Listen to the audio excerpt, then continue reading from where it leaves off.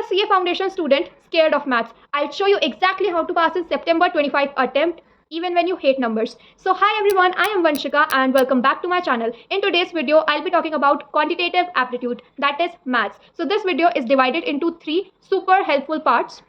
So make sure to watch this video till the end because I'll be sharing my personal secret tips that helped me to clear maths exam in my first attempt. So let's start. Part 1, how to pass in maths. This is for those students who just want to pass, जिनको सिर्फ 40 या 50 marks चाहिए.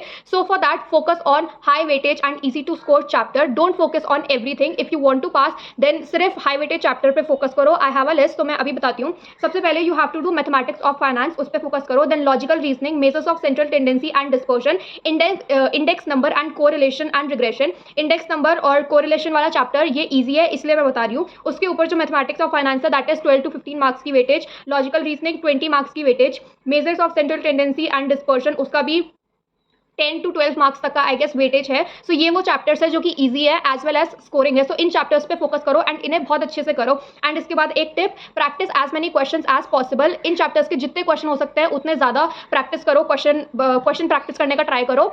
This will definitely help you. So now moving on to part 2 that is 6 days planner for quantitative aptitude. और ये मैंने खुद बनाया है. आपका 6 days में पूरा मैथ्स रिवाइज भी हो जाएगा और प्रैक्टिस भी हो जाएगी. सबसे पहले डे 1 पे आपको करना है मैथमेटिक्स ऑफ फाइनेंस और इसको आपको देना है 4 hours. उसके बाद आपको करना है statistical description of data and sampling और इसको भी आपको टोटल देना है 4 hours.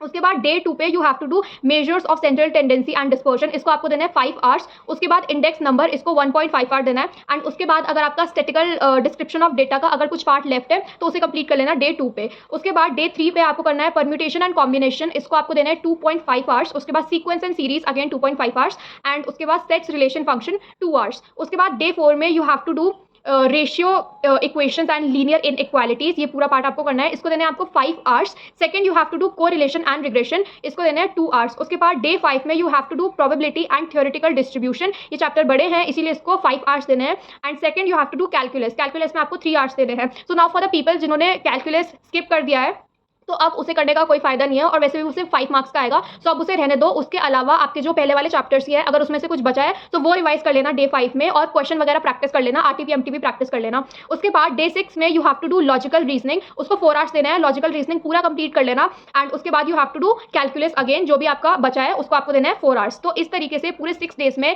पूरा आपको रिवाइज करना है. सारे फॉर्मूला देखने हैं, सारे कॉन्सेप्ट्स देखने हैं मैथ्स में और आरटीपीज एमटीपीज जितने ज़्यादा हो पाए उतने ज़्यादा सॉल्व करने का ट्राई करना. Because for maths try to solve as many questions as possible ताकि आपका एक तो आपकी स्पीड अच्छी हो एंड सेकंड आप एग्जाम में जाओ और आपको काफ़ी सारे अगर सिमिलर पैटर्न के क्वेश्चन दिख जाएंगे तो आपको कॉन्फिडेंस आएगा. सो इसीलिए ज़्यादा से ज़्यादा क्वेश्चन प्रैक्टिस करने की कोशिश करना.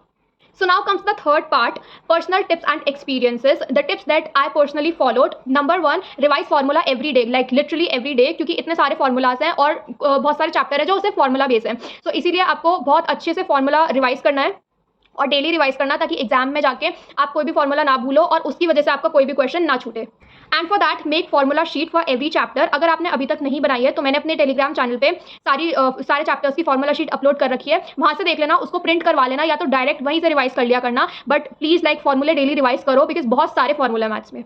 Number 2 that is LR and data and sampling वाला जो चैप्टर है उसको बहुत अच्छे से कर लेना बिकॉज वो थ्योरी है एंड उसमें से डायरेक्ट क्वेश्चन आएंगे, वो आप बहुत जल्दी सॉल्व कर लोगे एग्जाम में. एंड एलआर बहुत ज़्यादा ईजी एंड बहुत ज़्यादा स्कोरिंग है. सो उसको इन दोनों चैप्टर्स को बहुत अच्छे से थ्योरी एंड एलआर को बहुत अच्छे से प्रिपेयर कर लेना सो दैट 20 मार्क्स का एलआर एंड उस चैप्टर में से भी 5 to 10 मार्क्स तक के आपके क्वेश्चंस आ जाएंगे, मतलब 5 to 6 मार्क्स के क्वेश्चन आ जाएंगे. सो 25 मार्क्स तक का इतने अच्छे से अगर आप प्रिपेयर कर लोगे तो आपका कॉन्फिडेंस एग्जाम में वैसे ही बूस्ट हो जाएगा. एंड सबसे पहले ट्राई करना कि तुम एलआर ही सॉल्व करो एंड वो मिनिमम 10 to मैक्सिमम 20 मिनट्स में पूरी सॉल्व हो जाएगी. सो इसीलिए इन दोनों चैप्टर्स पे अपनी बहुत अच्छी ग्रिप रखना.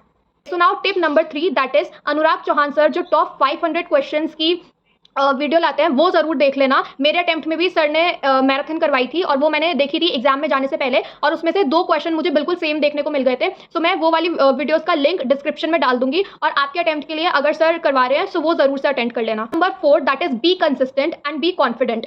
सो एक भी दिन पढ़ाई का अब स्किप मत करना और जितना ज़्यादा हो सकता है उतने ज़्यादा आवर्स पढ़ाई करने का ट्राई करो. एंड सेकंड इज अपने आप पे कॉन्फिडेंस रखो. अंडर कॉन्फिडेंट मत होना और ओवर कॉन्फिडेंट तो बिल्कुल भी मत होना. अगर तुमने बहुत अच्छे से पढ़ाई करी है, तुमने हार्डवर्क करी है तो तुम डेफिनेटली पास हो जाओगे. सो अपने आप पे ट्रस्ट करो. 15 days is more than enough to pass if you study smartly. And last का टाइम बहुत क्रूशियल होता है, इसे अच्छे से यूटिलाइज करो, स्मार्टली अपने स्टडी प्लान करो, ज्यादा स्ट्रेस मत लो, ज्यादा टेंशन मत लो, तुम पास हो जाओगे. So that's it for this video. If you like the video and if you find this helpful, then make sure to like, share, comment and subscribe to my channel for more such videos, and I'll see you in my next video. Bye bye.